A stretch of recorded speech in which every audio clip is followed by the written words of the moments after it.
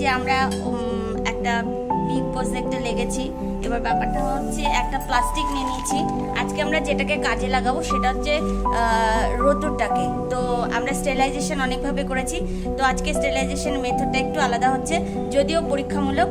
যদি আমরা সাকসেস হই তো অবশ্যই ভিডিওটাতে আপলোড দেবো, আর যদি না সাকসেস হই তাহলে তো বুঝতেই পারছেন, তাহলে এখানে স্টপ। তো আমরা যাই কিছু করি না কেন আপনাদের ভালোর জন্যই করি, কেননা যারাই থাকেন তারাই বিগ প্রজেক্টে নামতে চান না। তো আমরা সেটাকে আগে ট্রাই করে তারপরে আপনাদের কাছ পর্যন্ত পৌঁছে দিই, তাহলে আপনাদের কাল্টিভেশনটা আরও সহজ হয়।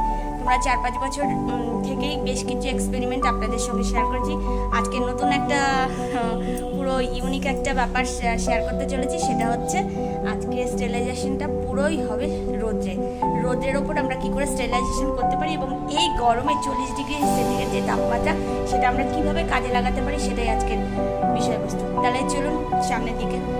তো এই যে আমরা ঘোলটা রেডি করে নিয়েছি, এই ঘোলটার মধ্যে আমরা যেটা রেডি করে নিয়েছি সেটা হচ্ছে আজকে ব্লিচিং দিয়েছি আর একটু ফুঙ্গিসাইড দিয়ে নিয়েছি। তো রেশিওটা আপনাদের অবশ্যই বলা হবে। তো আগে জল নিয়ে নিয়েছি এবং একটা বিগ প্লাস্টিক দেখতেই পাচ্ছেন, একটা খুবই বিগ প্লাস্টিক। তারপরে আমি পুরো মেথডটা দেখাচ্ছি।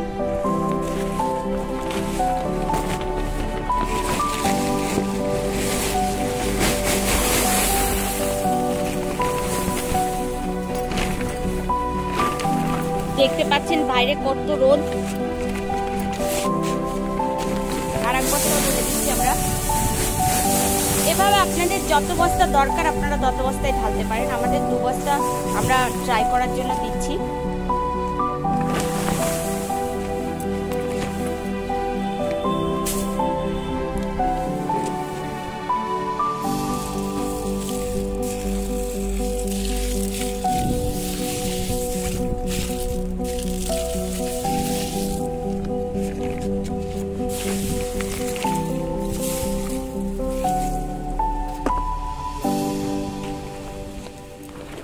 তো এটার ব্যাপারটা হচ্ছে এটাই যে আমরা আজকে একটু ইউনিক পদ্ধতিতে করতে গেলাম। এটার জল আমার যতটা লাগবে আন্দাজ করে নিচ্ছি, মানে খড় যেহেতু জলটা সোপ করে নেবে, সেহেতু আমরা এমন পরিমাণে জল দেব যাতে জলটা খড়ের সোপ করে নেবে, এবং তার সঙ্গে একটু জল রাখবো, যেটা হচ্ছে আমাদের এই প্লাস্টিকটাকে বাঁধলে পরে এখান থেকে গরমে একটা 100 ডিগ্রি সেন্টিগ্রেড তাপমাত্রা তৈরি হয়। তার সঙ্গে এটাকে যে প্লাস্টিকটাকে মোড়া হচ্ছে, ভেতরে বাষ্প হচ্ছে এবং সেই সঙ্গে একটা চাপও তৈরি হয়ে যাচ্ছে।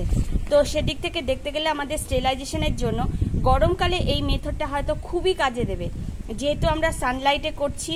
তো সানলাইটটা এমনই একটা এখন এমন একটা তীব্র গরমের সৃষ্টি করেছে যেটা হ্যাঁ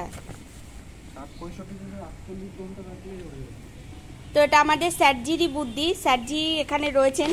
তো স্যারজি এটাকে এবার বললেন যে এই মেথডে আমরা করি, তো সেভাবেই আমরা শুরু করেছি।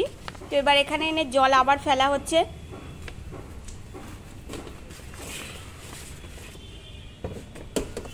তো জলের সঙ্গে নিয়ে নেওয়া হচ্ছে ব্লিচিং, দেখতেই পাচ্ছেন আপনারা। এবং স্যারজি এটা বুঝে রেশিওতে নিচেন। দাদা এর রেশিওটা কি হবে?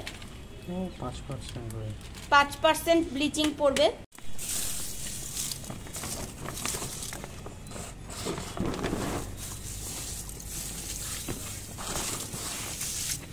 ব্যাস, এবার এটাকে বাঁধা হবে সুন্দর করে।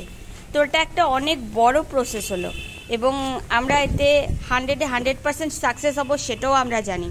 কেননা এই যে বললাম যে সোলার যদি আমাদের কাজে লাগাই আমরা, তাহলে অনেক অংশেই আমরা এখান থেকে লাভজনক হব। এই কারণে আমাদের জ্বালানির খরচটা বেঁচে যাচ্ছে, সেই সঙ্গে আমাদের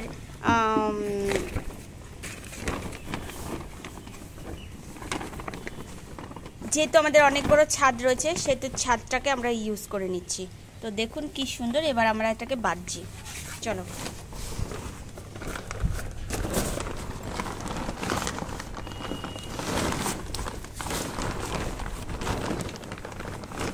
এটাকে একদিন পর আমরা ওপেন করেছিলাম, তো এখন এটাতে আরেকটু পটাশিয়াম পারম্যাঙ্গানেট মেশাবো বলে আমরা করছি। এখন জলে স্প্রে করে কালকের দিন আমরা স্পনিং করে দেবো।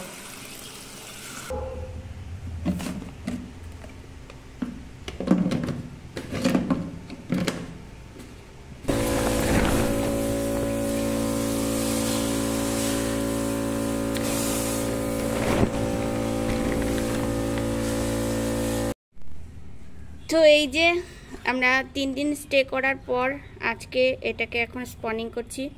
তো দেখতেই পাচ্ছেন এখানে পুরো পিএইচ ব্যালেন্সটা একবার দেখে নিন, কারণ এটা সেরকম করেই তৈরি করা যাতে সেই পরিমাণ জল সোক করে নেয়, এক্সট্রা কোনো জল হাতে না থাকে সেভাবেই। তো এখন এটাতে আমরা ব্যাবিস্টন আর জিপসাম বা চুন আমরা এখন ইউজ করছি। তো আমরা এটাতে ব্যাবিস্টন ইউজ করে নিচ্ছি।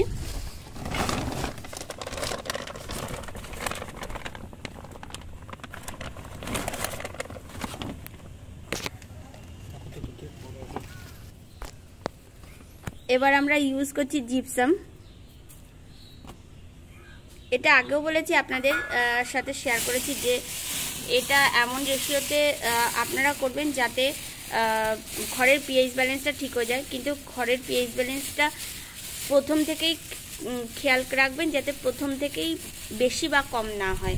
তো সেই কারণে কিন্তু জলে স্প্রে করা, জলে চোবালে এই জলের পরিমাণটা বেশি থেকে যায়। তো চলুন এবার মিক্সড করে দিচ্ছি।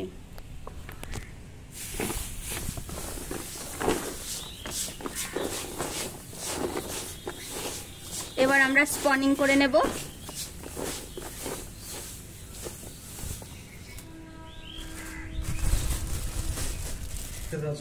তো আমরা মিল্কির প্যাকেটের কখনোই নিচে বীজ দেব না, যেহেতু আমরা জানি মিল্কির প্যাকেটগুলো উপর থেকে খুলতে হয়, তাই প্রথমে খড় দিয়ে নিলাম। এবার স্পন দিয়ে নিচ্ছি। এবার আপনাদের যেটা ইচ্ছা, আমরা একসঙ্গে দিচ্ছি না।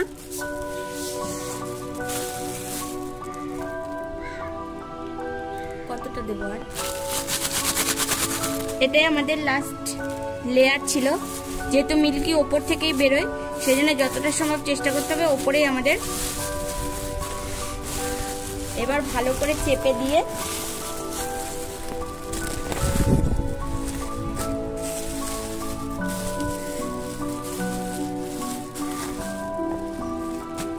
এই হয়ে গেল আমাদের মিল্কির ব্যাগ। এখন আমরা এখানে কটন প্লাগিং করে দেবো এবং দিয়ে এটাকে আজকের দিনে এটাকে টাঙিয়ে দেবো।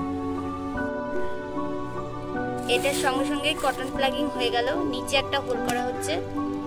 আর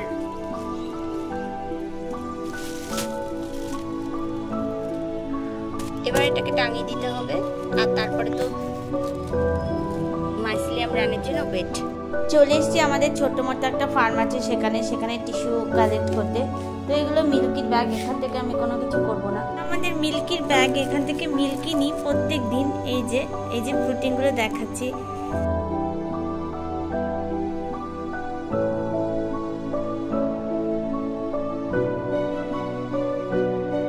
আজকের ভিডিওটা ছিল মিল্কি নিয়ে। তো মিল্কির ভিডিওটা একটু ইউনিক ভাবে করার চেষ্টা করলাম। মিল্কিতে যে আমরা যে পদ্ধতিতে এতদিন ধরে আমরা চাষ করে এসেছি বা কালটিভেশন করে এসেছি, আমরা এটাকে স্টেরিলাইজেশন করতাম। কিন্তু এবারে যে রোদটা পড়েছিল, এত ভয়ঙ্কর গরম, আগে হয়তো কখনো এরকমভাবে পড়েনি। তো সেই জন্য আমাদের চেষ্টাটা এটাই ছিল যে যদি কোনোভাবে আমরা সান ড্রাই করেছি, মানে সূর্যকে অনেকভাবেই আমরা কাজে লাগিয়েছি, কিন্তু যদি এটাকে সান স্টেরিলাইজেশন করা যায় তো সেটা করলাম এবং আমরা সাকসেস হয়েছি।